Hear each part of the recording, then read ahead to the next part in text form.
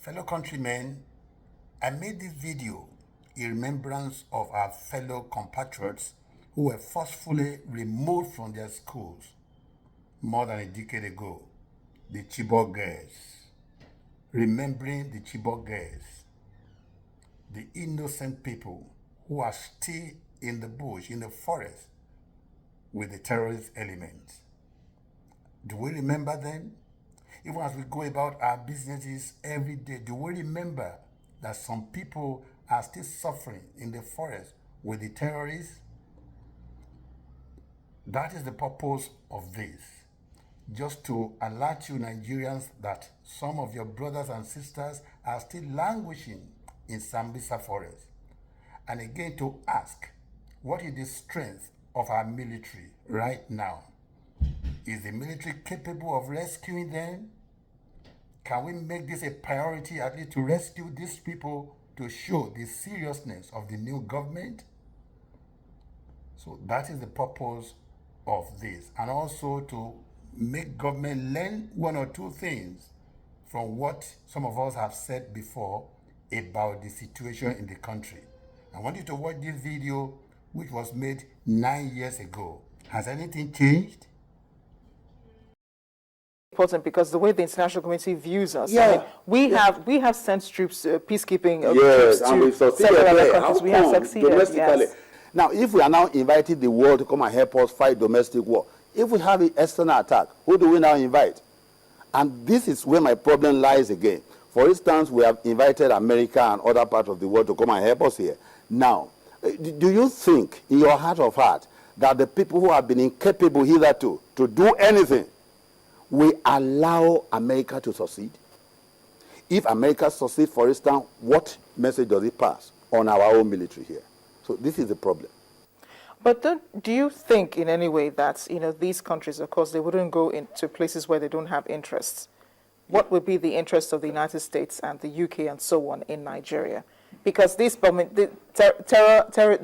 Haram has been terrorizing Nigeria for more than 4 or 5 years. Yes.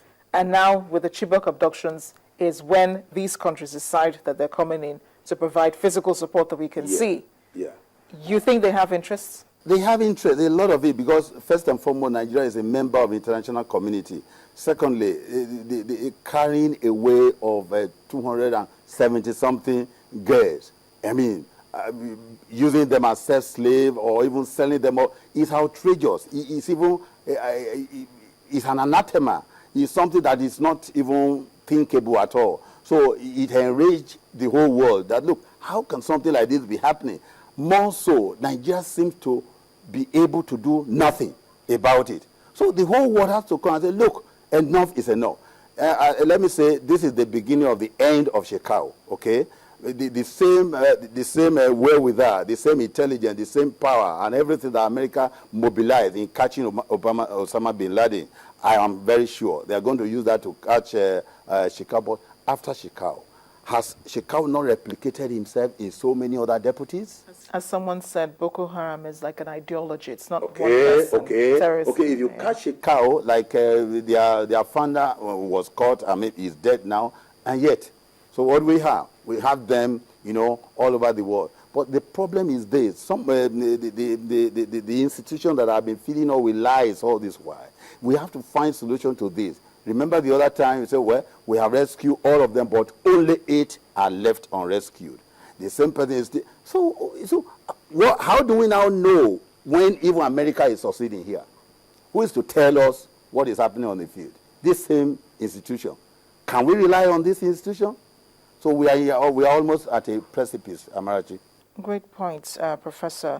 But finally, terrorism is defined as a method of combat in which random or symbolic victims serve as an instrumental target of violence. Is it possible to isolate a group known as terrorists from the country it operates in? Well, it's very difficult because they do not have tribal marks. Sometimes they don't, when they are operating clandestinely, they don't even wear masks.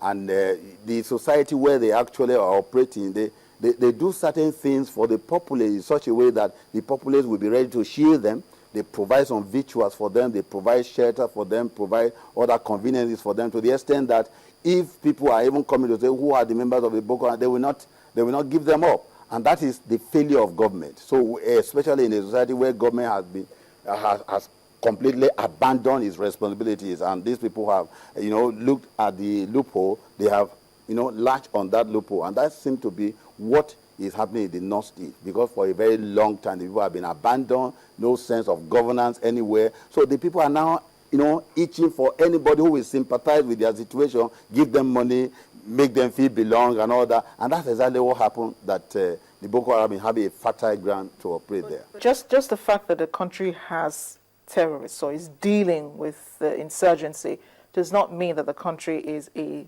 terrorist. Oh, not at all, not at all. In fact, but unfortunately, since Boko Haram have been declared a terrorist organization, where the domino effect is the fact that anywhere Nigerians go, they look at them as, oh, this is where those notorious people are hibernating. As a result of that, the kind of search we are subjected to is now extra. It is extra. So there is something we can do about that. The Homeland Security, for instance, when they are searching Nigeria, you wonder, sometimes you want to protest, but you just discover that it's not their fault. They have to search you. In fact, even professors, I'm telling you the truth. It's just unthinkable when you see it. But sometimes you cannot say you will not travel because of what you are going to experience and all that. But do you blame them? You can't blame them, because you have these people around you that you cannot, eradicate. But it does not mean that Nigeria is a country of terror. No, not at all. They also know that these people are just a handful of individuals who are bent on maybe bringing down the government one way or the other, or they are just mischievous elements. They know that the majority of Nigerians are peace-loving people. Well, thank you very much, Professor. Thank you for having me.